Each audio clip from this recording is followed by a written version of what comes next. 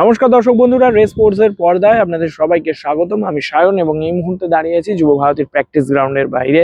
এই কিছুক্ষণ আগেই কিন্তু ইস্টবেঙ্গল দল তারা কিন্তু তাদের অনুশীলন সেরে উঠলো এবং চেন্নাইন এফসির বিরুদ্ধে 3-1 জয় পাওয়ার পর ইস্টবেঙ্গল দল আজকে দিয়ে ফের অনুশীলন শুরু করলো। তাদের পরবর্তী প্রতিপক্ষ কিন্তু বেঙ্গালুরু এফসি এবং সেই কারণেই কিন্তু নিজেদেরকে প্রস্তুতি পর্বটা ইস্টবেঙ্গল শুরু করে দিয়েছে আজকে থেকেই।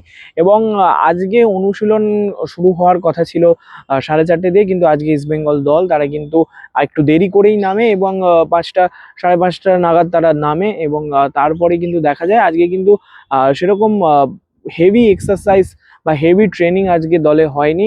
আগের দিনে যে প্রথম ফার্স্ট 11 ছিল তারাই কিন্তু আজকে রিকভারি সেশন করেন এবং মাঠ জুড়ে দৌড়ান এবং ফিজিক্যাল ট্রেনিং করে। অন্যদিকে বাদবাকি ফুটবলাররা যারা দ্বিতীয় অর্ধে সাবস্টিটিউট হিসেবে এসেছিল এবং যারা বেঞ্চে ছিল তাদেরকে নিয়ে কিন্তু আজকে একদম অনুশীলন চলে এবং জোর কদমেই কিন্তু অনুশীলন চলে। তবে মোটামুটি 1 ঘন্টার একটা অনুশীলন পর্ব আজকে সারে ইস্টবেঙ্গল দল। তারপরে কিন্তু ইস্টবেঙ্গল দল উঠে যায় এবং বলে রাখা ভালো, বেঙ্গালুরু এফসির বিরুদ্ধে যে ম্যাচটা হবে সেই ম্যাচটা কিন্তু যথেষ্ট ভাইটাল ইস্টবেঙ্গলের ক্ষেত্রে। ইস্টবেঙ্গলের দিক দিয়ে দেখতে গেলে এই ম্যাচটা জিতলে কিন্তু এখন যা পরিস্থিতি আইএসএল এর মঞ্চে, সেখানে যদি চ্যাম্পিয়নশিপের জন্য টিকে থাকতে হয় সেখানে কিন্তু বেঙ্গালুরু এফসিকে হারাতেই হবে। কারণ এই যা পরিস্থিতি তৈরি হয়েছে সেখান থেকে কিন্তু ম্যাচ ড্র আর হার সেটা কিন্তু একই, মানে ড্রও কিন্তু হারের সমান।